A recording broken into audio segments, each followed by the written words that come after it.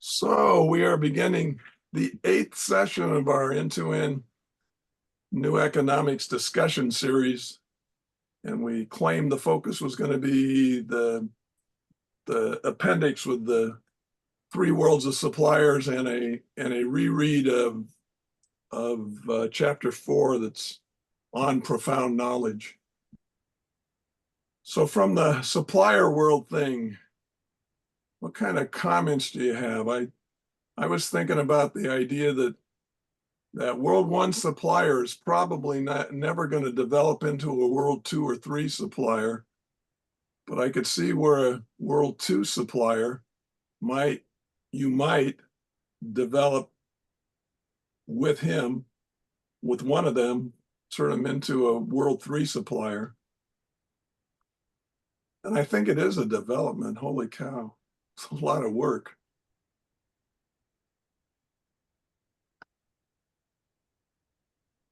I think I would say in the real world, I think I think an example with Boeing is a perfect example. No one should ever put all your eggs in one basket.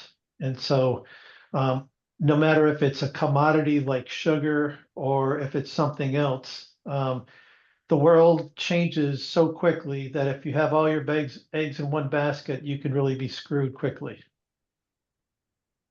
The Japanese have managed to do very well with that World 3 kind of a thing, though. No, they haven't. No, they haven't. They have their karetsus, which is everything within they buy from their community, but they have backups.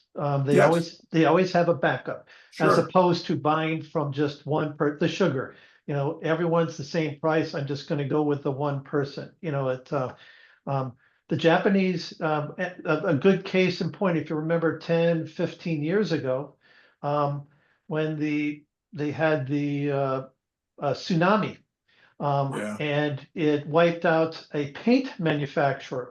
It was the only paint manufacturer that made black metallic paint, and it took 3 months to get that system and others. They shared it with other to get it up to speed, and they admitted that we should never have done that, but so even Toyota and others in the Japanese know that's the way to do it. And in America, Yeah, what we've done is then we've added other things like local. You want to have local suppliers, women-owned suppliers, veteran-owned suppliers, those type of things. So you give some business to them for other various reasons. So Deming offers though, but if the thing you're buying is paper clips or sugar, you might not need to go to anything other than the World 1 where you just buy on the price. But if you want to do more, there's certainly the option. And I like Joyce Orsini, who worked a lot with Dr. Deming. I liked her idea. If you're going to go with a single source of supplier, consult him and say, in case you have a catastrophe of some sort, can you make arrangements with who you think is your best competitor to supply me in the short term while you recover? I agree, but let's just go back to, if you go back to what Bill Bellows talks about, if it's meeting spec, if everything is the same in the sugar, it's 90.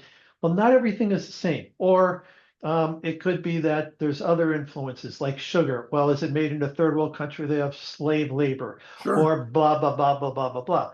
The whole point is academically, I can understand buying from something like sugar in this case, but in the real world, very seldom does that ever happen. Anyone else? Anyone else? Happens for me with my paper clips. I guess I'm wondering about, I don't know if this is somehow unique to manufacturing, or, which I doubt, but or if it depends on like what the price tag is. Like I'm thinking of a couple of different, in particular, cloud vendors. So, these things that there's a very high switching cost for me to switch from one to the other, and they aren't necessarily exactly standardized across them. You know, the obvious or the easier example is like Amazon AWS versus Google Cloud. I can switch from one to the other, but it's not going to be an overnight kind of thing. So I'm kind of I I tend to do my due diligence and pick a vendor that works for my company, and then I try to arrange my relationship with that vendor and do, you know, as much as I can afford, basically. Yeah. Well, and You know, you go ahead. develop Go a ahead. relationship with them too. Yeah, and I found that in the past as well with other again cloud vendors, but not the actual cloud provider itself.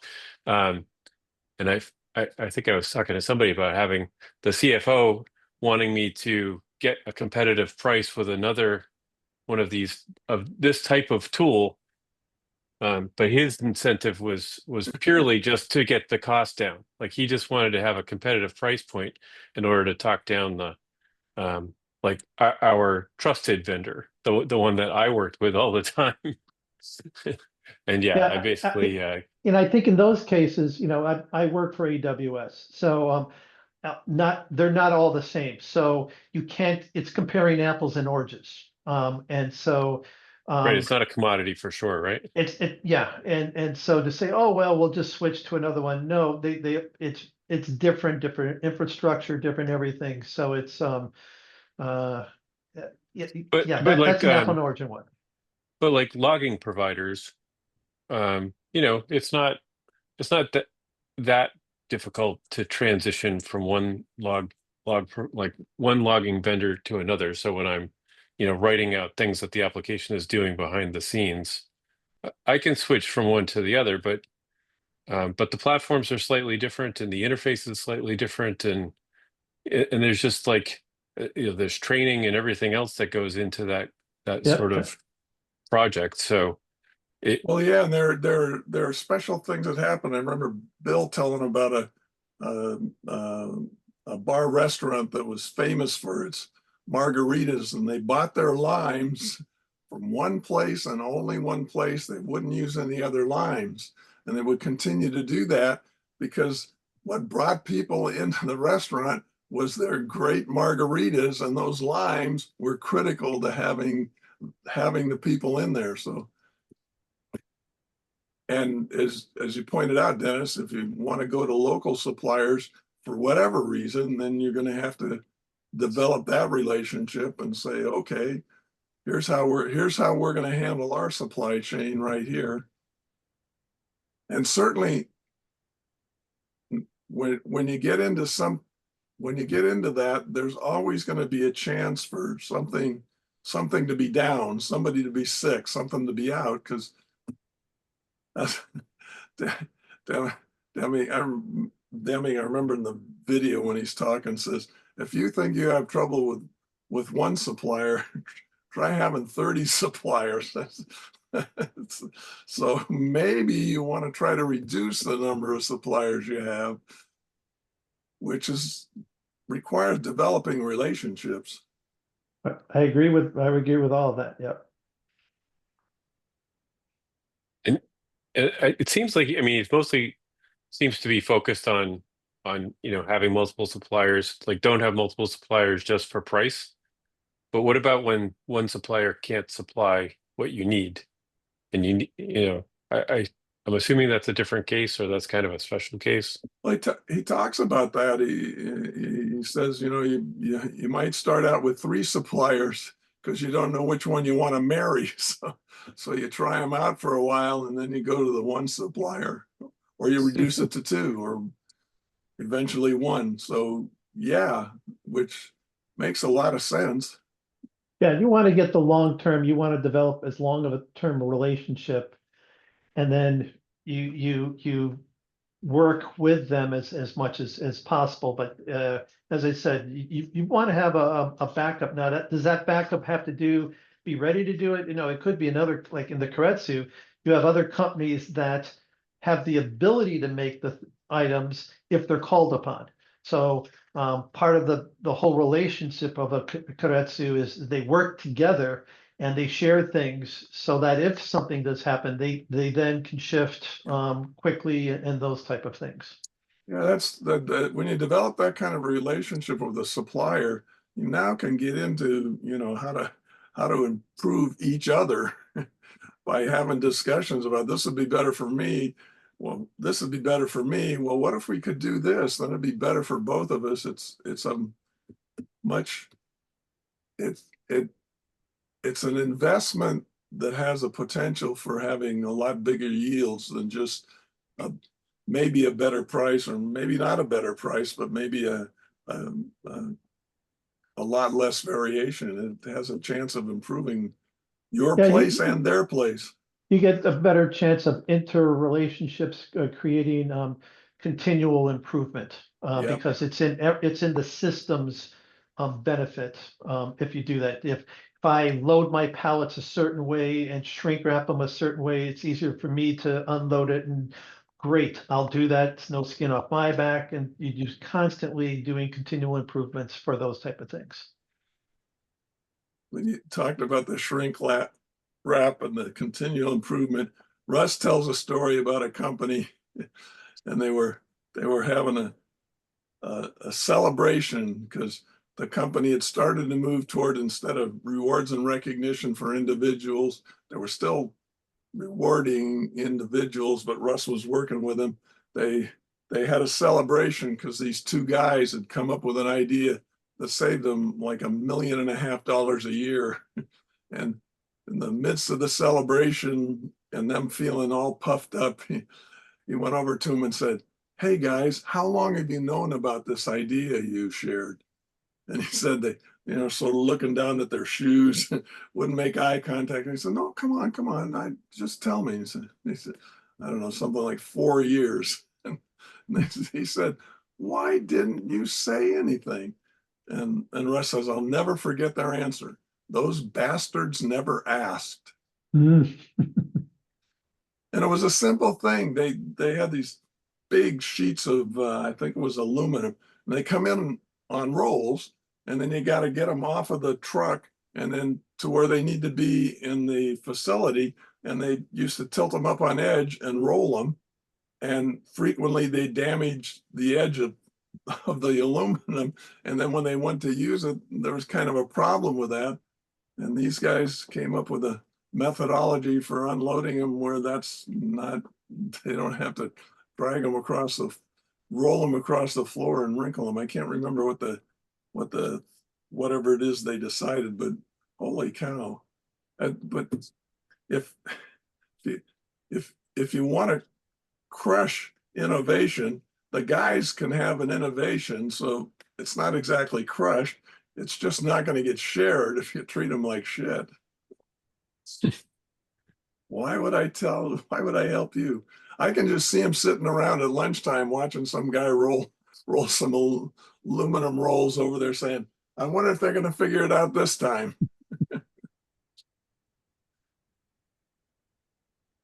So what else? And how do those three worlds interconnect with the system of profound knowledge and the interdependencies there?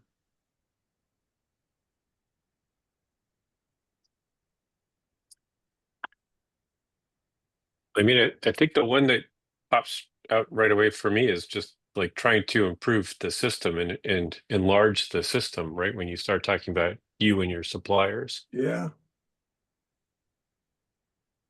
I think that's a good thing, is, making the system larger, the pie larger. I think that's what a lot of people, especially in the US, they don't look at it let's just steal from someone else and get their market share, as opposed to let's just make the pie bigger. Yes. Seems so obvious. You still have competition. You can still have competition with your competitor, but you can share, like the gas station that was not too far from him, where the guy that had 2 trucks shared one of the trucks, and they alternated nights they were going to stay open, so anybody looking for gas at night knew what part of town they could go to get it.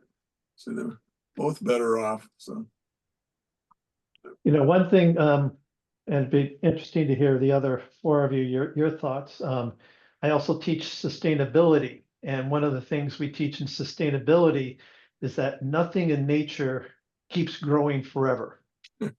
And yet every business, every country wants to grow. GDP wants to grow.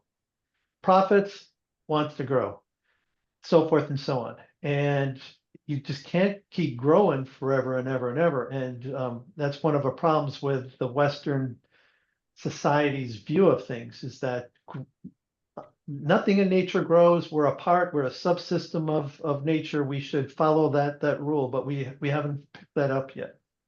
Yeah, I'm wondering, in the Bhutan, they have a measure of quality of life they call the gross happiness Happiness, index, and they pay attention to that. So Oh, I don't know. I don't know if anybody else does. That's the one I'm aware of, and I They're don't know the how only- successful it is. It's very successful. I was just there last October, and it's very successful. And it's superior to the GM. They still have GMP there, but they have more focus on that. They limit what kind of, the major industry is tourism, but they limit that because they want everyone to be happy, all the servers to be happy, da da da da. And so it's a different view, and it works for them. But they never had the mentality, the Western mentality to overcome. Yeah, they started from a different point. Yeah. Yeah, I've discovered over the Sorry, years. what was that? What was that particular, like, it was a particular company or a particular place? Country. Or... Okay. Country is Bhutan. It's right next to, well, right next to Nepal, and India's right there, and China. Yeah. Okay. BHU. Yes. Yeah. TAN. TAN. Yeah. And Russ comments that gross national product is a measure, but it's a measure of it's not a measure of quality of life. It's a measure of standard of living, which is a different thing. In Brazil, their standard of living is lower, and they don't have a gross national happiness index, but they are really happy people, especially considering they're relatively poor.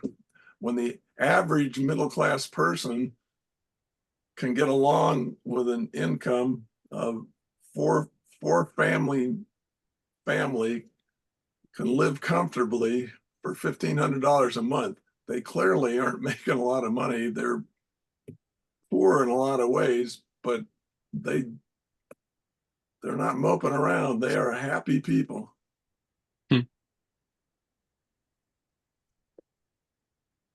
Deming's idea that and that's part of what I found fascinating. Deming helped me see why the organizations I'd been working for, why I knew something was wrong.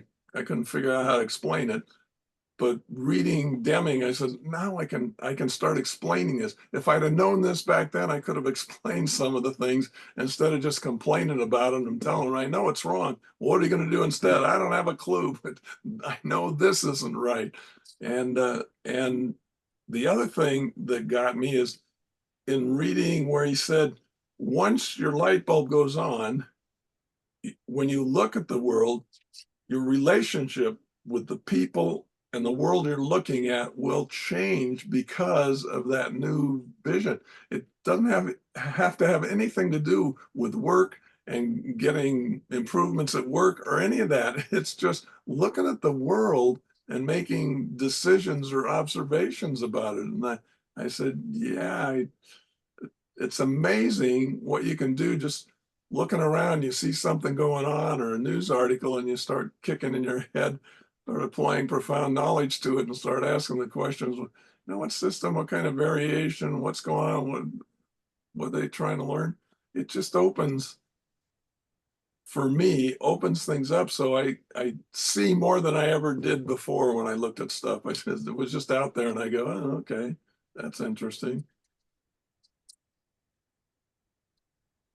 I'd like to hear, you've heard my views on having, Deming was definitely for getting to one supplier. And, page 210, he talks about that, and even what about catastrophes on 210, those type of things.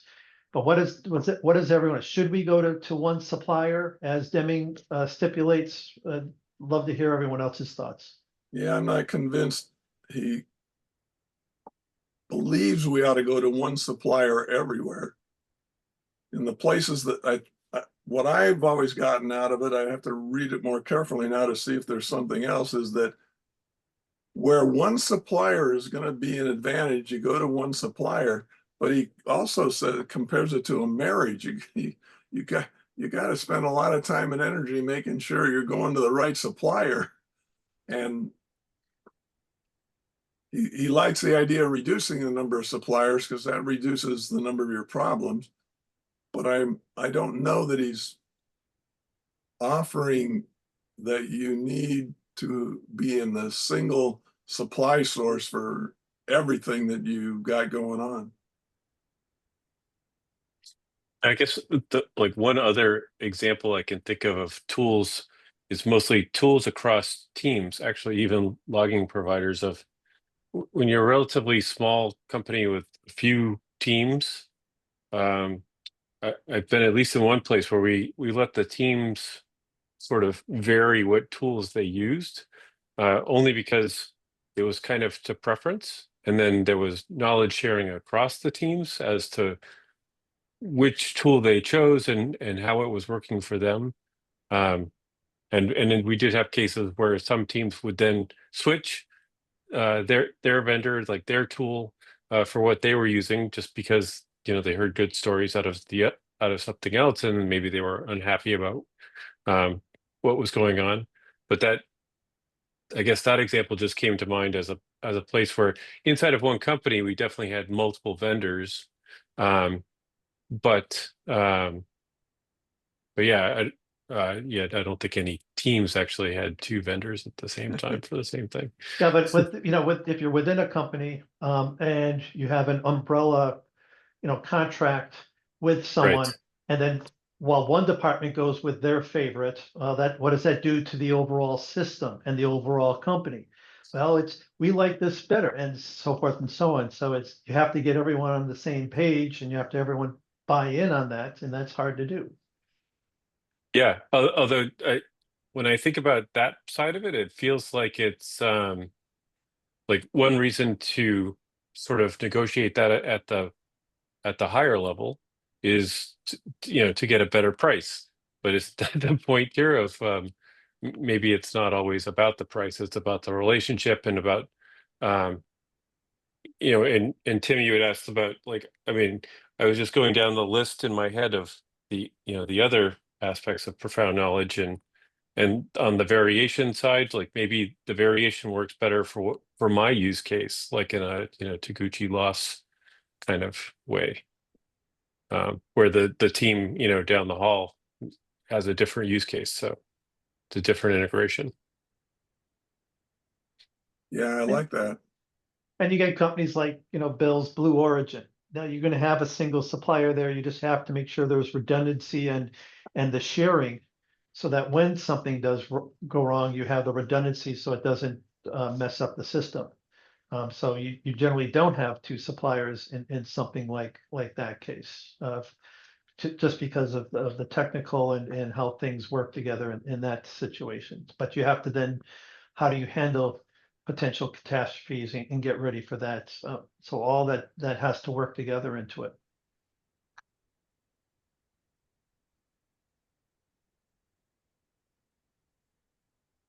I always found it amazing when I was going through corporate America after teaching high school in corporate America, and I had to laugh because I thought they were in business to make a profit, but it was what profit, which a school district doesn't have to do.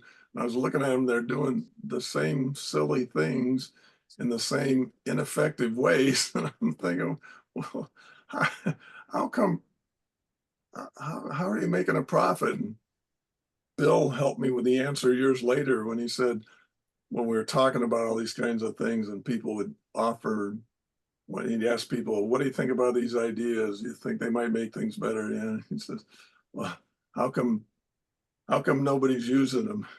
He says, well, because they're competitive with each other.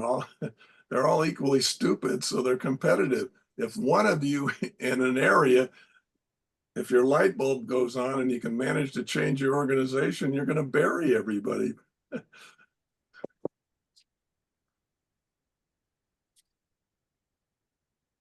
John, we haven't heard from you. What are your thoughts? I think my experience is just so completely different. I'm trying to like calculate it in my head what you guys are saying, because when I first got out of college, I was formulating detergents with specialty ingredients. So if you think about it, our product was 20 ingredients that all interacted with each other. So every ingredient is interacting with every other ingredient. You know, that'd be like every part of the plane interacting with every plane. It's totally different. And then what happens is you want to make this detergent that cleans this certain soil, and you need a specialty chemical. You go to 3 companies, they supply that chemical, but each of those companies is making a specialty chemical from their own raw materials that they have really cheap. And so none of the 3 specialty chemicals are really the same. Yeah. So now this is where like I grew up going, it's got to be a single supplier, because I'm going to modify this whole formula to fit this chemical.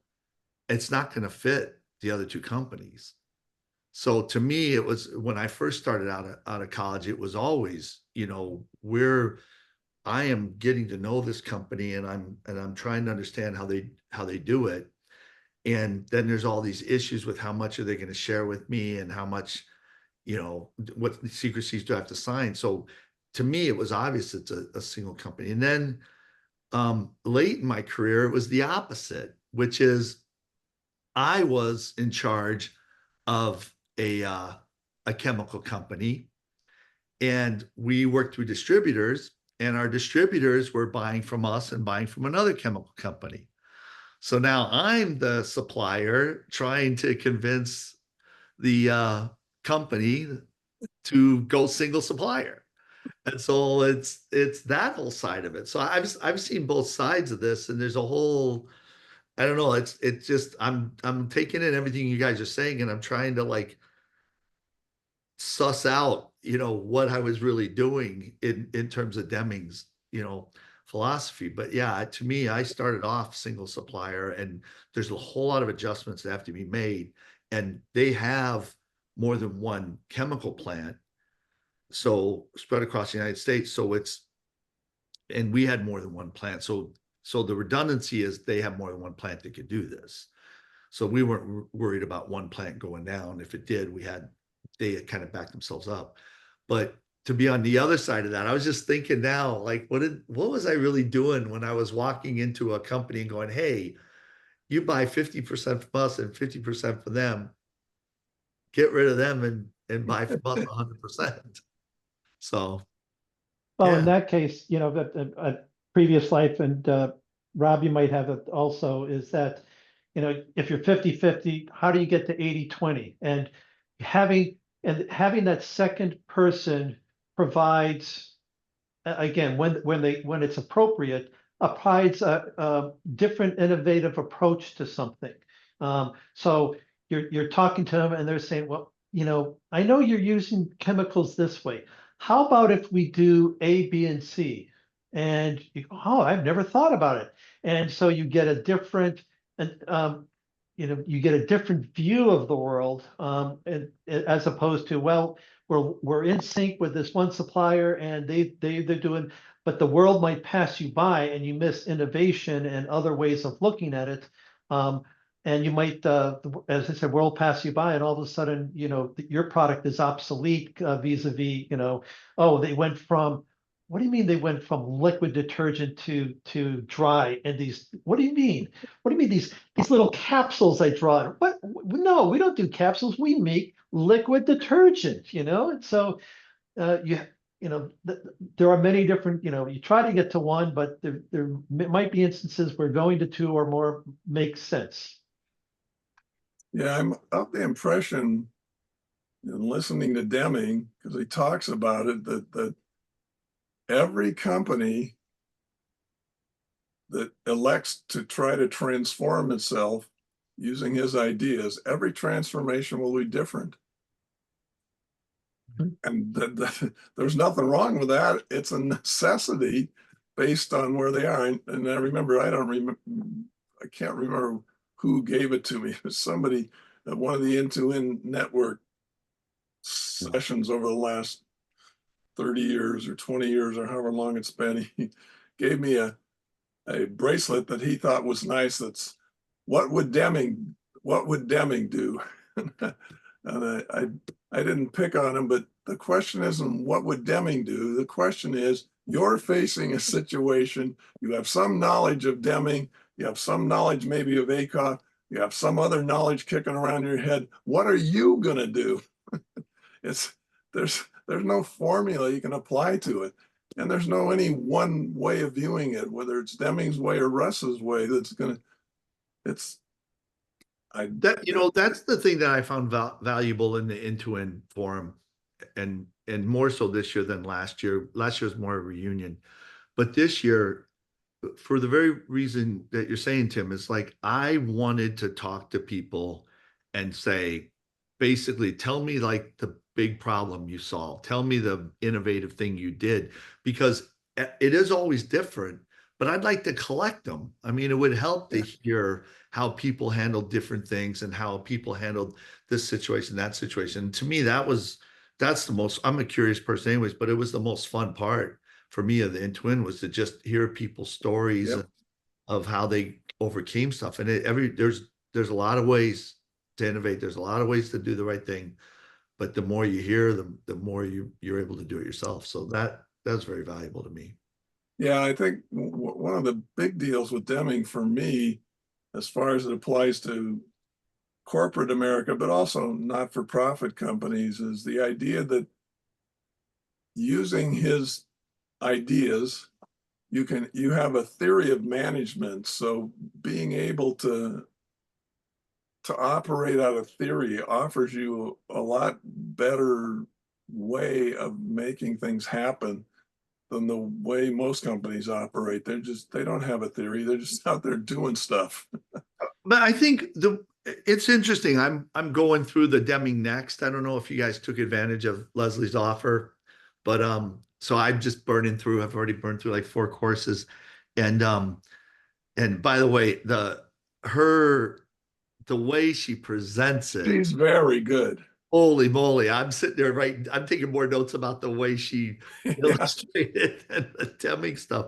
But the thing is that, again, I'm still learning this language, and just as an outsider, I think the way the system of profound knowledge is used is the way you just said, Tim, is for us to have a common, like for me to talk to somebody and listen to how their specific thing happened.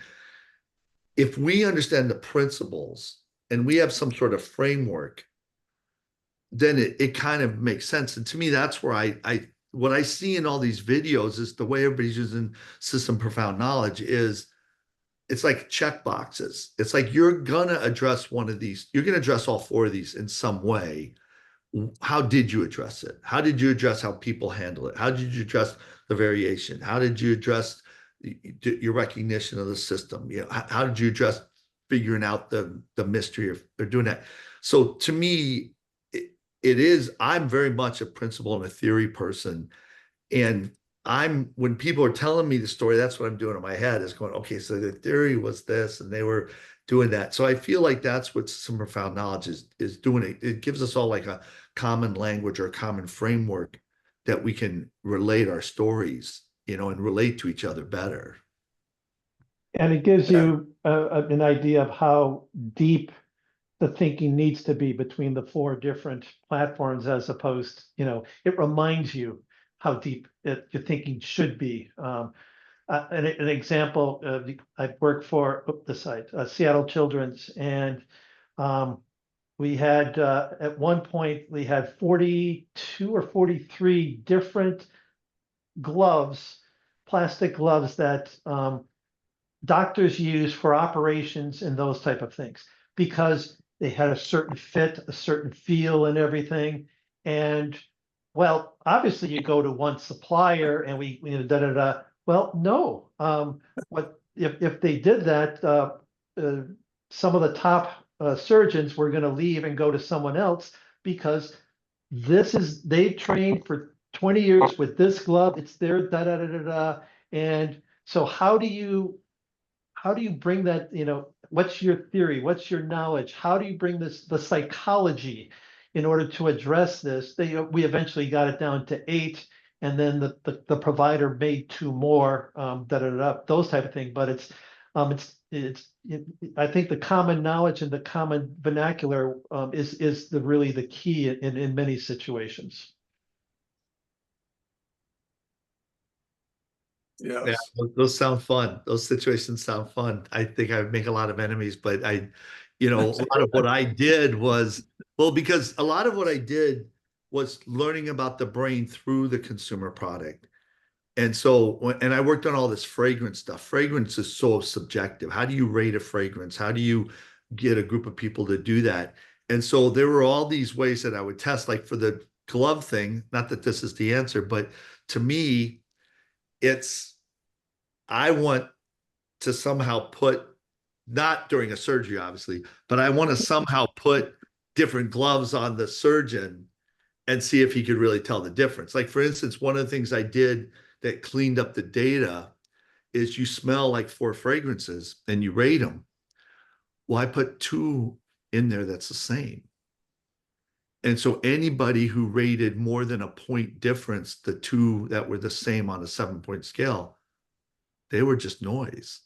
And that's why I threw them out. And all of a sudden now the signal got strong and the correlation got high, but I'm kind of testing the tester. And so that's a lot of what I did was testing. Like, I'd be wanting to test the surgeon. Could he really? And again, I worked in a lab for years as a chemist, and I wore gloves all the time. So I understand exactly what he's saying. Like, we get a certain box of gloves, I go, you got to be kidding me. I'm going to drop something and burn something here. So I completely get that, but that's kind of like, And you get to the psychology, the ego. You tell a surgeon, and the surgeon goes, "No, I'm the surgeon here. I'm the one. There's God, and then I'm above God. And this is what I want. This is you don't understand. And if you do this double blind, you're not going to want to show up a surgeon. Oh, there was 2. We're not going to, no. And so there's all this ego and psychology that comes into play, and how do you deal with that? Or if someone had a favorite supplier, if the vice president had a favorite supplier, or he has connections, and all of a sudden you come up with someone who's better for all. And how do you handle that? Right. Very gently. Yeah, at first when you were saying about the gloves, and then I was also just thinking about like the case I've been talking about before, of where it's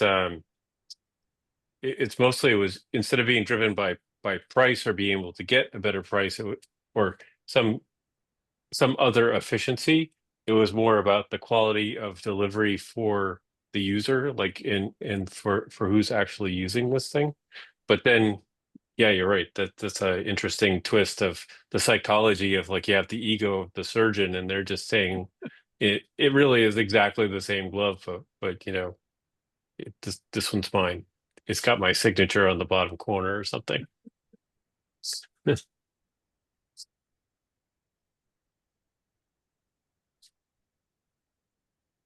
So what other interesting things strike you? I was thinking about a lot about with Dennis poking me about what else can we do, and other people over the years have said that. And I cannot think of a way. Deming talks about the transformation, and any transformation starts with the transformation of the individual. So I'm thinking about almost everything I can think of.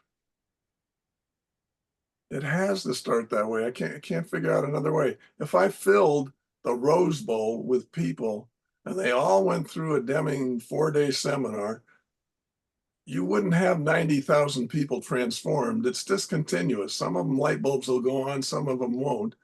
And then they're going to go back to their workplace. And first of all, they have their own habitualized behaviors. And if they're going to do anything different, they have to change those behaviors. That's difficult. They're going to be trapped in a system that's got habitualized things going on, and it's going to be hard to make a difference. Deming says, while we have proven at Rocketdyne that you can apply these effects, these ideas to really good effect, you can't transform the organization without somebody at the top deciding it's going to be this way. And so it's one at a time, and I don't see any other way that it can be. And unfortunately, one at a time is slow. And because of those obstacles of habitualized behavior on the part of the individuals and habitualized behavior on the part of organizations, it makes it really tough. I think, So I agree with that. And, sorry, John, go ahead. go ahead. So, I liken it to, I live in the Northwest, and we have the Pacific salmon.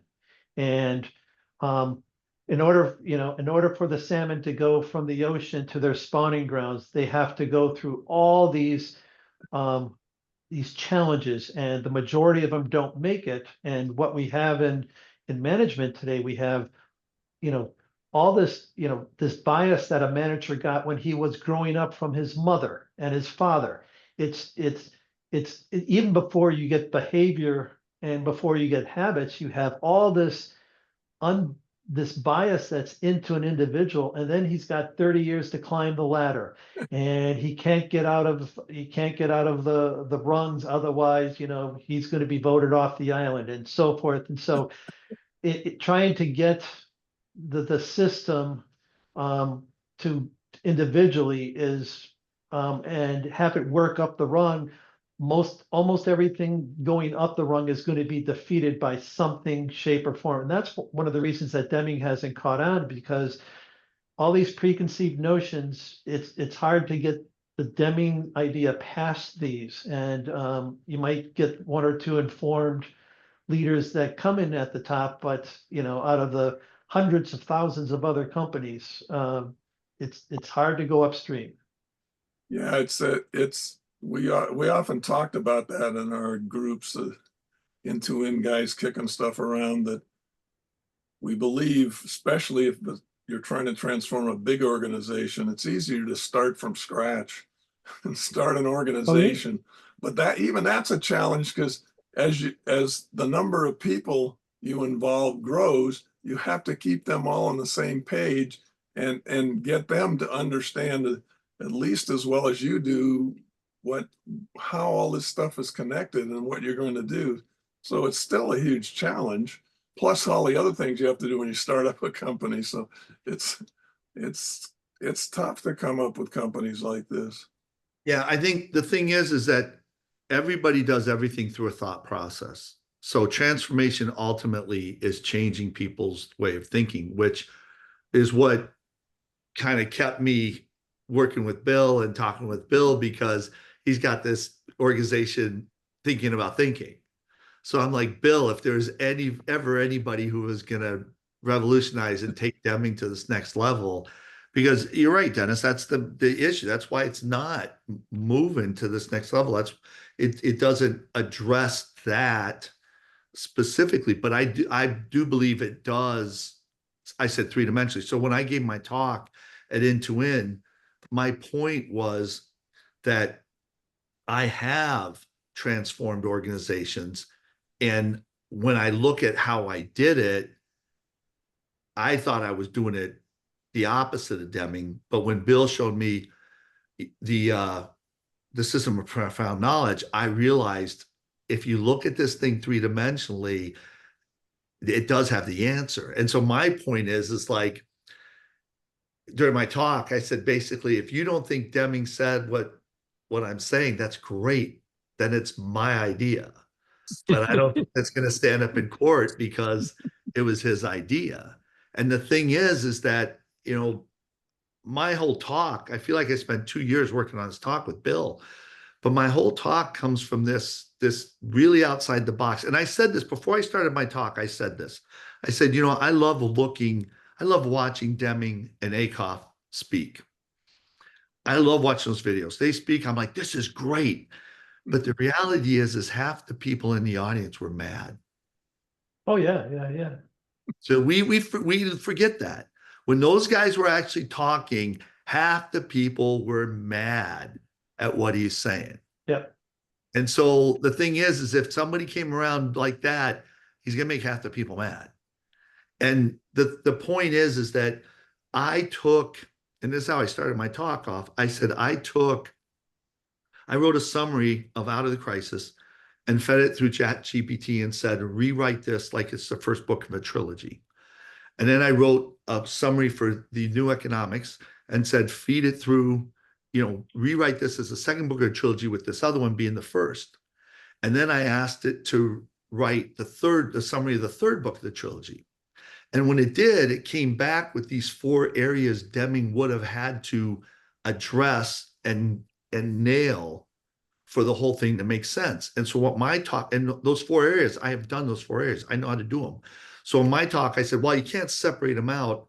I'm going to focus on one of those areas. I still mentioned the other 3 during the talk because they're all integrated. But I said, I'm going to focus on this one area. And basically what I did was, I didn't say this part, but I gave people a view into the third book of Deming and here's the key, a really good third book makes the first 2 books 3-dimensional.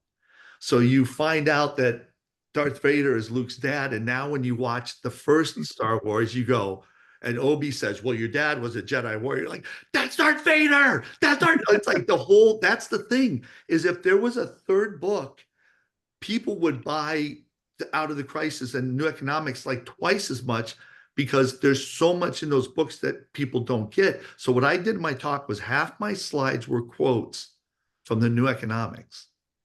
But if you get the third book and you reread the quotes in New Economics, you're just like, I can't believe Deming said that. And I had people come up to me and say, I love how you flipped around those quotes in the New Economics, because there is stuff in the New Economics that you cannot see until you understand the third book. And my goal is to get Bill to write the third book. So I found it interesting that Deming's thought processes, and it may have had to do with his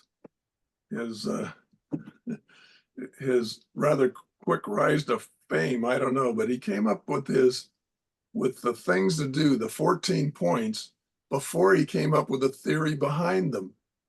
But see, that's the thing, is like, I'm a big causality fan.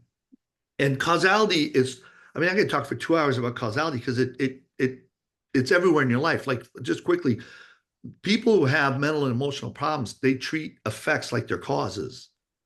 That's the real issue there. It's like all of a sudden, it's like, I want this thing, so they try to do it. It's like, I want to be rich. Rich is an effect. Rich is not a cause. You don't push a button and be rich. And it's amazing how many people do that. Well, Wait, are you saying I've been doing it all wrong? Darn! Oh man. So the thing is that the 14 points were effects. And he says, so when it starts off the New Economics, he's like, those were all essentially results or naturally occurred, meaning they were effects of the system of profound knowledge. So he was trying to say, if you do the system of profound knowledge, you'll end up with those effects that way. And then really, I said to Bill, because I read, Out of the Crisis, those 14 points, the one point that is written about the most, and I listed the number of pages. I mean, the last one summarized everything, but if you look at it, it's like one of those points is like 21 pages and the rest of them are all like 7, 8, 9. That's point number 4. And the New Economics is point number 4. That's what, if you really look at it, he came up with these 14 points and then he went, point number 4 could be a whole book in itself. And there's a phrase, there's a sentence, and I like to ask people, which book is this in? When are economists going to start embracing the New Economics? That phrase is in Out of the Crisis. That sentence is not in the New Economics. So when you look at it, it really does, like, he was he was working. Somebody told me at End to End that they lined up all of his seminars in a row chronologically, and none of them were ever the same. And Oh, he yeah, they kept changed. improving. Yeah. He kept improving on them. So it's like, He kept you know, changing them. He kept changing them. Whether or Yeah. not it's improvement, yeah, that's a change, yes. well, my point was like, if, Deming was alive today, it's been 33 years, 32 years. Would he be going, hey, you guys have done great? He'd be going, what? Hey, if I lived another 10 Why are you years, I would stuck have, here? yeah, why are you stuck here? That's the thing. But I think he had everything there. I think if he'd lived another 10 years, he'd have written this third book, because that's where he was going. And my big thing is transformation. Like, whenever anybody says anything about Deming, I'm like, okay, how does that help me experience transformation? And there is a way to do it. And that's kind of what I really appreciate this book club. I mean, it's helped me learn a lot, helped me learn how to, and it helped me with my talk. And I'm just hoping that when people see the talk, it's like, hey, there's a chance that we can all, and all of us, not me, all of us take this up, another notch. It's time to do that. And knock out lean. I think lean, I told Bill, lean exists because Deming never finished this whole thing. This isn't finished yet. He made it clear what he thought of it, though. Yeah. Well, Calls and it- it isn't. Yeah, what Deming's doing and what I did in this three-dimensional is so much better than that. But we should be trying to get everybody to do this. When you call something quack medicine, it's not exactly an endorsement. So I had a question, as you were speaking, and it came up during the session. And no one could answer this when I asked people, why did he, very, very spiritual man, why did he steer away from the spiritual aspect in the new economics, his SOPK and everything? Why did he keep away from that? As I remember talking What to do you some mean of the keep people. away from it? What do you mean keep away from it? Well, he was very cautious, as near as I can tell from talking to Gypsy Ranny and other people who work closely with Deming. He was very cautious about him becoming a cult, and so he wanted to stay away from anything that would smack of cultism. Right. And so he stayed away from all of that. I'm sure he had a whole bunch of things he could say and add, and I think it would have made things more valuable, but he was very nervous about that. And so, John, that's what I'm thinking, you're with the third book in the 3-dimension. Well, no, he keeps away from spirituality. And if you look at it, even the SOPK, which part of that really gets into spirituality? Knowledge is one of them, and knowledge is not really all four of them. I think all four of them. That's what I mean by three-dimensional. They He can. would have eventually, I believe he would have done that, but more than, if you look at the first sentence of the chapters of the New Economics and Out of the Crisis, about half of those chapters start with a quote from the same book. Yeah, he's got different quotes, but again, it's from the same book. But what I'm saying is, but in the development, you don't see it during his work. Of course, you have, everything in our lives touches that, but he doesn't get into the spirituality aspect of it. And most business philosophies don't either. Yeah, I thought it's interesting. I actually heard a story that so Ilya Goldratt was the same exact thing. Like, he was kind of deathly afraid that that people would catch on that a lot of his work is like based on ideas from the Talmud. So yeah, and I worked with him up at the Pacific Lutheran here in Seattle, and a very devout Jewish person, but he was very, very, he wanted to keep that at arm's length so that people didn't put him in that basket and would change their view on these theories he was coming up with. interesting. Yeah, that's fascinating. Yeah, I had heard that story through that Dr. Lepore. I remember in college going to a Jesuit school where they challenge your thinking all the time.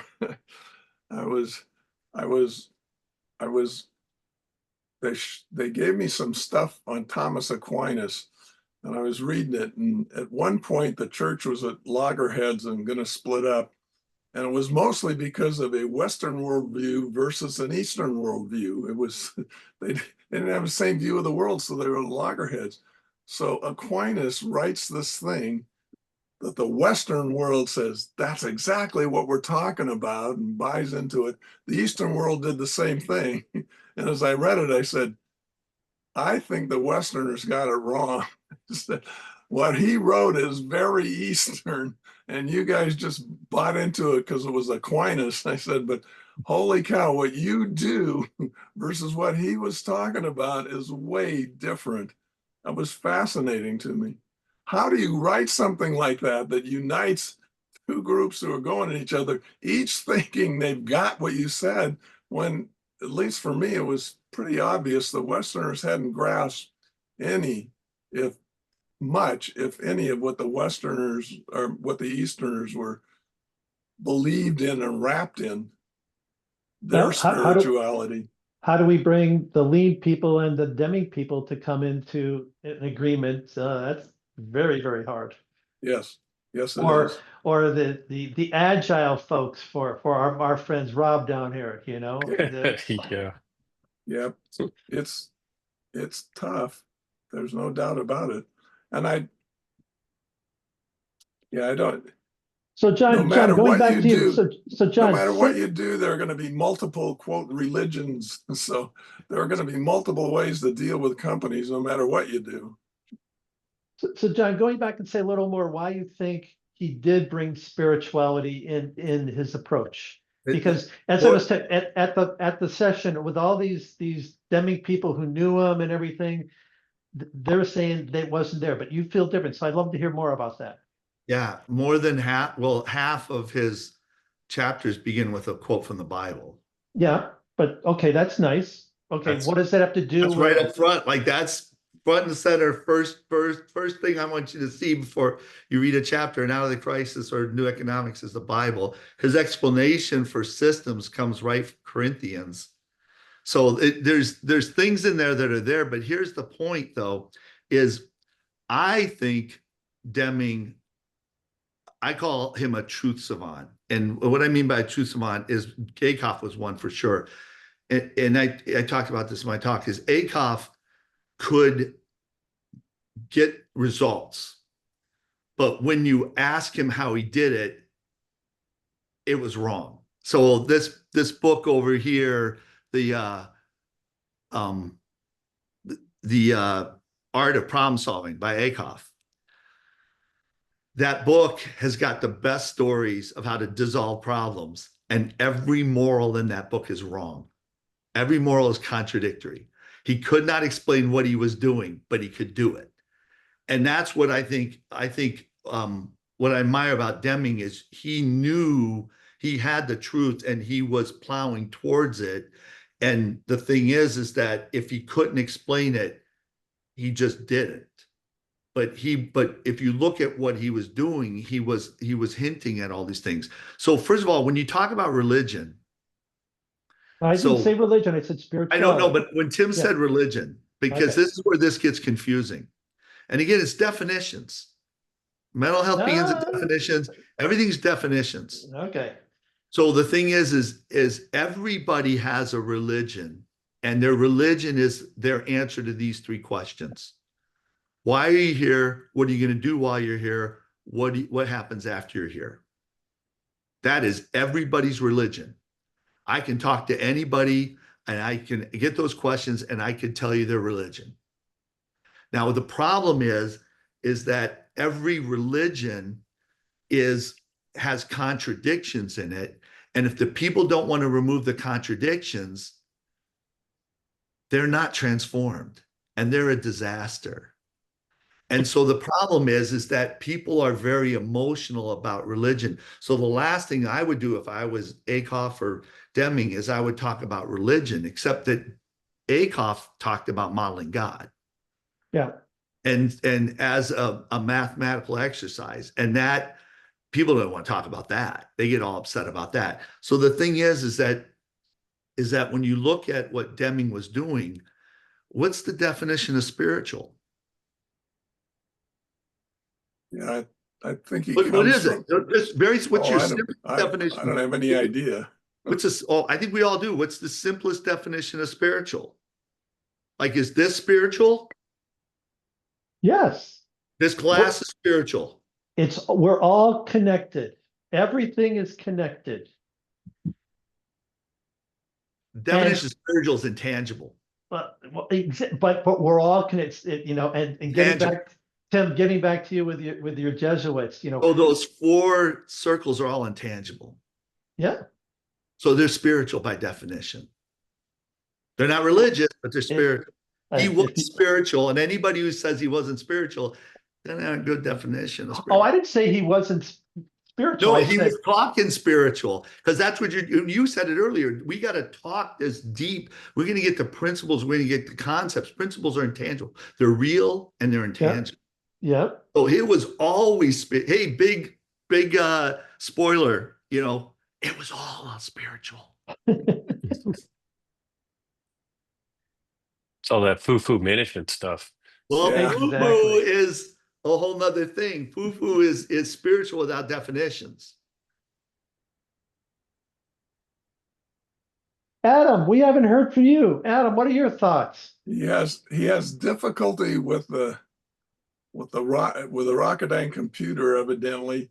It seems to notice that he's not on a Rocketdyne business meeting and throws him off. Yes, can you guys hear me? Yes. Oh, there he is. Yeah, Good.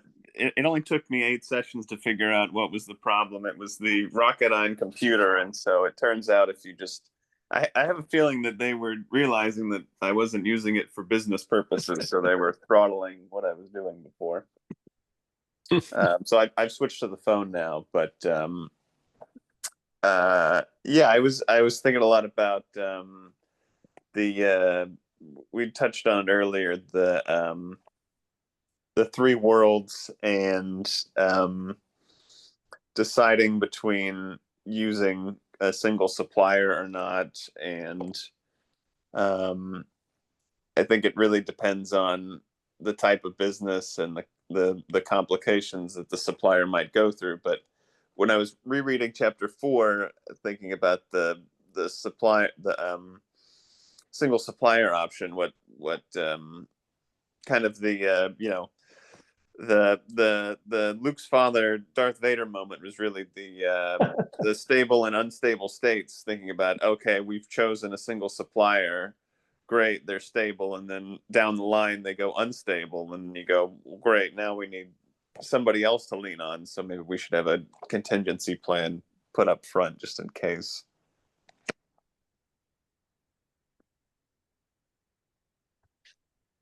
John, you talked about cause and effect, and I have frequently teased Ileana about her language, because when you ask why, it's porque.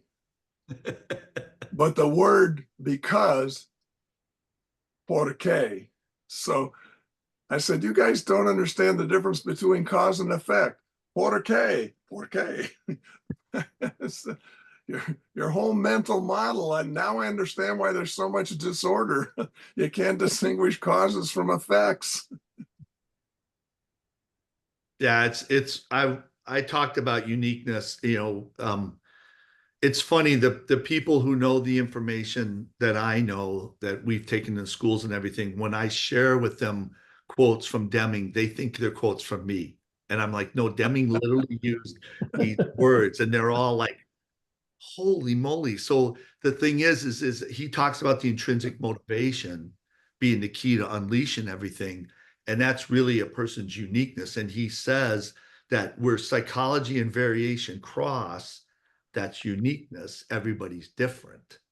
And so the thing is that psychology isn't really a cause. You can't put your hand on psychology and say, you know what, let's improve our company. Let's turn up the psychology. There's no way to do that. You can't turn up the variation. You can't turn up the system or the knowledge. But where these 4 cross are all causes. And so that was the point, like where psychology and variation cross is uniqueness. You can measure uniqueness, you can drive uniqueness, you can help people be more in their uniqueness. you can do all these things, and that's part of transformation. And the point I made was, I asked ChatGPT, what's the best books on transformation? It listed 11 books. And then I said, what was the definition or the key, what was the key for transformation? And 7 of them were uniqueness, being your authentic self. Like 7 of these books said the key to transformation is being in uniqueness. Well, he kind of said that. 3 of them said another thing. That's where 2 of these circle cross. 1 of them said another thing, and then none of them had the 4th one. And in my talk, I talked about that one, which was communication. And so I had examples like when you communicate into someone's uniqueness, it literally transformed people's lives. And the thing is when we talk in Deming about communication, good communication, what is good communication? Like we say the same thing to everybody. We say it, they all heard it. They heard everything. It's quantitative. And the reality is anytime someone says, I say this sentence to person A, and I say the same sentence to person B, they're denying the uniqueness of the individual. And I have an absolute viral moment in my talk that I want to get the thing and I want to clip it because, Deming says our present system of management is destroying the people. And the example I have is I talk about there's this kid who experiences 88 seclusions or restraints the first 3 months of school. So 88 times, more than once a day, the teacher's got to put their hand on them or put them in a room. Then they get moved to another teacher. And over the next 6 months, they experience 0, ZERO, seclusions and restraints. And I tell the story that when I was at another conference, the 4th year of that conference, I told the story, but I changed it. I said, we removed 75%. We got cut that by 75%. Everybody clapped. Then I said, I lied. We cut it down to 0 and nobody made a sound. And when I finished my talk, no one clapped for me. And at the Sunday morning thing, like what we all had, they sent the rest of the conference sent a person to the Sunday morning to tell me nobody's attending this and everybody hates you. Like, now, why would they do that? And I said, because there's 2 views of the world. You can have a malevolent view of the universe, which is the world sucks and we're minimizing the damage. Or you can have a benevolent view that the world's great and we're the cause of the damage. So then I said, if that kid experienced 88 seclusions and restraints with this teacher and experienced none with that teacher, who was the cause of the seclusions and restraints? And they said, what's the answer? Why is this? Who's the cause of this kid having all these seclusions and restraints? The interactions between the teacher and the kid. And then the teacher, everybody goes, the teacher. And I go, the present style of management is destroying our people. And everybody, and it's like, wait a minute. If you think, well, I interact with them and nothing bad's happening, if you don't interact with them to where they're jacked up, there's no 0 events of the brain. You're destroying the people. You don't even know it. And Deming is saying that from the grave. John, we're not destroying people. We're making money. How can you say that? We're making profit. We're not destroying people. We're feeding their families, for heaven's sake. Bill loves to say that, like the company points at how they got this thing done, and do they give the statistics on the divorces and everything else that happened? Exactly. Yes. Yeah. So that's I just think there's something here, and I think the End-to-End's the group that can do this, because I'm not really sure that the Deming Institute wants to do something like this. Yeah, well, I agree with that. I don't think that's not their mission. I don't think they want to do that either.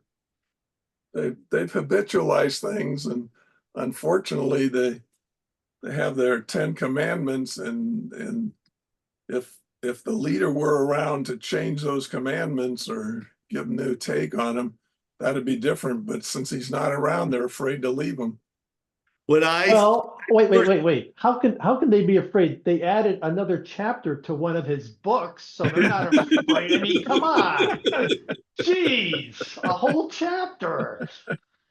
When I first started meeting with Bill and I started getting into all this Deming stuff, I said, this this sounds like these Deming people are like these religious cultists in a sense, and they're like the Pharisees. Like Jesus shows up and says, "Hey, this is what's going on." They're going, "Nope, it's not." And it's like I said, I know I could quote this book back to Deming people and they would lose their mind. And that was what my talk 2 years ago, that was my whole goal, is I want to give a talk where I quote them. Half of my slides are Deming quotes, but they take on a whole new light when you understand what I believe he was going towards. And we have the firepower in to win. I mean, we have amazing people in this community. So to me, it's like I think we should all be working together. I remember others have said it too, but Chuck Boone, and when after a few conferences, when we'd get together, Chuck would always have the comment, when we had 20 of us or 30 of us doing something, he'd say, "You are my people. This is where I belong."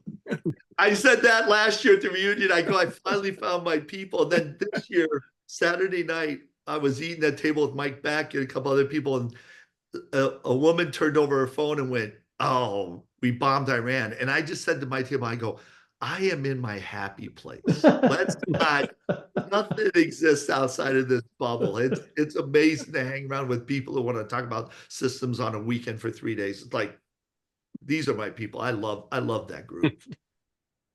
Yeah, I think it's had a special vibe all those years. Every one of the conferences has that same kind of energy and same kind of wonder, if you will. I explain it the way I explain to people outside of this, because I have all these friends and I build these generative communities, but I'm like, I used to always say, Bill is the one guy who wants to talk about the only thing I really want to talk about, okay, which is systems. But, to explain what it's like, I'm like, everybody there wants to make the world better, and they know the way is systems. Like, that's what it really is there's not anybody there who's going, let's make the world the worst place. Let's use systems to be a millionaire. Everybody's like, no, let's try to make the world a better place. And it's, how can you not? I mean, if everybody's like that, that's the vibe already. And that is spiritual. Does a divide lead you to action, though? That's the problem. We don't get, it's nice, we'll come back next year in a year and we'll get the vibe again. But what kind of action between now and then? Well, the vibe allows individuals to go out and imbues them with some level of energy to take action. Well, but that's individuals, not the system, not the. But Dennis is nailing it. Dennis is absolutely nailing it, because I made this point, because this book, Flow, right here, I wrote that author on page 201 of his book. This was part of my talk. He said, we don't know we haven't labeled everything. We don't know the internal workings, so we can't get people in flow. I wrote him twice before he died, like once 8 years ago and once a couple of years ago, and said, I have all those answers. I know how to do this. Let's actually do this and help people. And it's like, no, I'd rather write a book talking about the effects of flow, but not get to the causes and not help anybody. And I say during my talk, why do we idolize people who write books about the effects and don't ever actually show us how to do anything? And my point was to sit here and go, you know what? If that's the case, then Tim, be nice, be smart, be good to people. That'll be $1,000. I just helped you, right? I just helped you. That's not helping me. So you can help me if you can pronounce his last name. I can get close. It's Chick-Mahai, but it's not that. I'm missing another syllable. Mahali's Chick-Mahali High or something. Yeah, it's tough. It's a great book, but I could never, I always abbreviate it. Yeah, me too. But the thing is that he didn't want to express the causes. He just wanted to study the effects and talk about the effects and make money off the effects. And I agree with you, Dennis. Like, let's actually help some people. Let's actually get this done.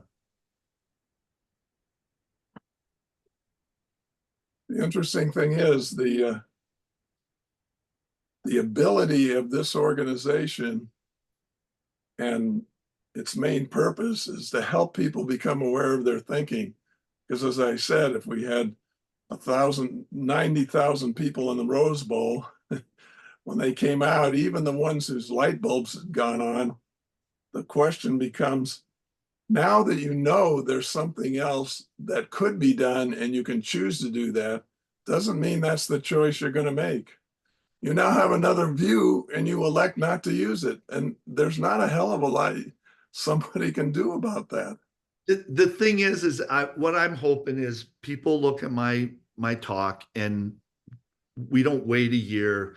I'd like to, like, quarterly or monthly or something, send information to people to help them start learning how thinking works. And when you see my video, you'll see I can do that. We're working on that what we used to do when we started way back. We had 6-day conferences, if you will. They had pre-conference stuff, and then we had monthly stuff going on. So every month there was some kind of end-to-end event, either virtual or when Rocketdyne was sponsoring us, we could do things on their site. So there was something going on every month.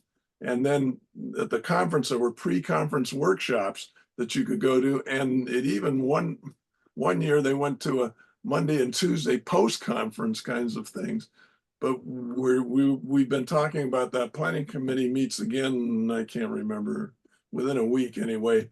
And part of the planning is what are we going to do about getting back into doing monthly kinds of things so we can that's very powerful. Yeah, I would love to do it. And again, when you see my talk, I think I have some techniques that everybody could be using to deal with people and be more persuasive and convince. And I will just say this, I mean, we're right next to the time, but because I had one of my examples in there showed how I did this, but I tell it this way. The thing is that 10% of your brain is conscious, 90% is unconscious. All your behavior and energy is in your unconscious. So when you tell somebody sit down, and they don't do it, I always say to the person, well, will you do what I tell you to do? No. And so there's a thing called an unconscious confrontation. And when I was at the school system, we had 14 PSTs, program support teachers. These were 14 women who supported all the teachers in the district, it was a big district. And me and this guy, Jonathan, were teaching them unconscious confrontations, and they wouldn't use them at school. So the next time we had meetings every 2 weeks, we had them come in and we said, look, before you come in, we want you all to bring a behavior that your husband does that you've been trying to change and can't change. For instance, this one woman brought in that her husband smokes in the living room. He's allowed to smoke in every room in the house, she says, except the living room, and he's still smoking in the living room. So we went around the table and we showed each of them how to do, because there's 7 types of unconscious confrontation. We picked the specific one and we showed them how to do it. 2 weeks later, they came back. All 14, their husband's behavior changed. And then they said, if we told them what we did, would we ruin it? And it's like, yeah, it would. End of the school year, their husband's behavior still had changed. And the thing is, I can't make somebody get me a glass of water, but I can make somebody not do something destructive by unconsciously confronting them. And so that's where, I said earlier, the way that I did change my equation is, and it's this book right here by How Behavior Changes, is you need a hotbed. You basically, what you do is it's 2 people have to connect. So I don't go to the top. I form this hotbed, credits infinite. We get things going here. And if I can get 30% of the organization on board and the other 70 not opposing it. And in my talk, I talk about thought processes. This is the 10 or creative thought process. And as long as they don't go to this 160 or 320, it's going to happen. What's going to stop it is people stopping it. Well, then I know how to unconsciously confront the people who are stopping it. So my goal is that we don't need the whole organization to be on board. We just need 30%, but we need to address all the people who stop it. And the way to do it is unconsciously. And these are the things I'd love to teach this group, because I think this organization could be the one helping everybody. Sounds like a volunteer to do an end-to-end monthly session sometime in the next year. I would be willing to do it. I would be willing to do it just because, and again, I would never want to do it right in a row. Whenever I teach this, I don't want to teach more than 2 hours, and I wouldn't teach that much anyways. And I don't want to teach it, more than once a week. So a month would be great because you have to process it and habituate to it. I love that you're using habituate. You'll see in my talk that my big discovery was habituation. So You brought up religions being contradictory, and I remember I guess I was 7 at the time. It's either 6 or 7 because it's first communion. I wasn't going to a Catholic school, so I had catechism on Saturday. And so the nun's talking to us as we're preparing, and she says, if you think something's bad and you do it, it's a sin, even if later on you find out it's not really a sin. It's too late. You you thought it was bad and you did it, so you committed a sin. And I said, well, that makes some level of sense. And I raised my hand and she said, yes. I said, so if I do something that's a sin, but when I'm doing it, I don't think it's a sin, then I didn't commit a sin. And she says, no, no, no, no, no. And my 7-year-old brain is saying, that can't be. And I said, I sort of, but sister, I'm having trouble, I don't get it. And she says, if you behave like that, it means you have a bad conscience. And I'm thinking, it's the only damn conscience I have. I have nothing to compare it to.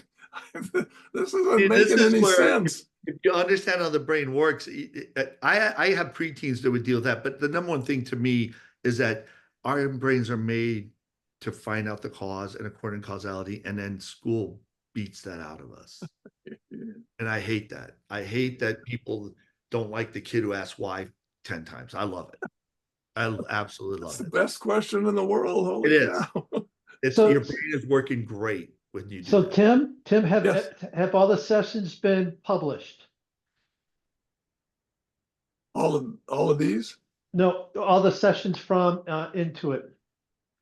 I don't know. I have to ask at the meeting, or I can send a note out and ask. I don't know if they're all posted or not. Because I that don't would think it'd be good Yeah, to I'd like find Even out. more. I want to go listen to John. Somebody scheduled John and me to talk at the same time in different places so we can listen to each other. Have you That's ever what I mean. seen Willy Wonka with Gene Wilder? Yeah. Yeah. If you play that next to the screen, you're not going to tell the difference between me and Willie. I'm just warning you. Not going to be able to tell the difference. Dennis, you had something. No, that was it. Just to make sure that if you could find out when things would be posted, so that we could look at them, in whatever form, and then send it out to the community. That'd be a good thing to have, because otherwise people are just gonna go their own ways, and that kind of Yes. thing. And I know that they're working on trying to get some people to redo their talks, right? From the Why? lounge where there's no Oh. recording, So there's no recording, yeah. or Oh, there's recording but there's no sound. yeah. It's recorded, sort of. I know the idea that Bill floated anyways, like that last day was, and so I don't know whether it's real or going to stick, so I'm going to spread the rumor, is was trying to do something like make that like a monthly thing and be able to redo some of these talks, or at least redo them online as the forum, so everybody can join and they'd be a live talk, but then it could be recorded and posted on YouTube. Yeah, also the great thing about being able to work online is the cost it doesn't cost the participants anything, and it really doesn't cost us a lot. The feeding people and that sort of thing costs a lot, so they have to charge. But if you're doing stuff online, they can feed themselves, for heaven's sake. You can't feed them online anyway. I still would like to get together once a year. Like I said, the Oh best. yeah, of course. Oh yeah. Oh no, we're not. Stories. There's I no love way it. we're giving that up. In fact, that I think I don't know what it will become, but the current idea that's being put forth is that we have 2 separate conferences. There's an online conference forum and there's an in-person forum. And I don't know if they'd be held Did you simultaneously hear the or numbers on differently. that? The idea is that online stuff is different. You have to prepare different, you have to handle it differently. And when you're trying to do online stuff and you're trying to do in-person stuff all in the same environment, it complicates things rather dramatically. And there's no need to. Holy cow, there's no reason we can't do two. Well, I heard the number doubled online from last year to this year. Yeah, that's true. But last year wasn't really, it was really a reunion. A bunch of people getting together who had known each other and we hadn't been together in a while and that sort of stuff. Awesome, guys. Well, thank you so much. Thank you all for It's a joining in. great And club. I wish I was in it from the start, but I just hope we keep working together. I think we have it. We have the group. yes, I certainly enjoy these things. Thank you, gentlemen. Adam, Thank you. see you. I don't know. Am I seeing you Adam's tomorrow or is gone. it next week? Adam's gone. Adam's gone. Adam's Oh, gone. So you're seeing him later. seeing him later, but I don't know which day of the week. I don't remember All if right. when he left I said ciao or ate logo. Ciao is sort of a goodbye, so probably won't see him tomorrow. Ate logo means I'm going to see you kind of soon. So, Well, thank you for your being the facilitator on this. It's Yeah, always thanks for getting us together. always good to go through it. yeah, and it looks like we're gearing up, so I'm going to be able to do these more than once a year. I used to do them about 3 to 5 times a year, so Wow. might get back to that. Well, it's, We'll it's see. keeping timing it so that you get people to do it and then it feeds it's near or close to the in-person session. Well, you want to do that. I thought that Yeah. was a great idea of Bill. Let's Yeah. do it. Let's do one that leads up to the Yeah, conference. so I think that's a good thing to keep in mind because you start whetting people's appetite and then let's get them together. So Let's suck them in. yeah. All right. Well, thank you. All right. Thank Yep. you, See y'all. gentlemen. Ciao. Ciao. By the way, in Portuguese, it's spelled Tchau. Just like the chinged is out. Yeah. Okay. It's All a right. Galatian thing. The Galatians came up with that. All right. Thank you. Yep. Thank you.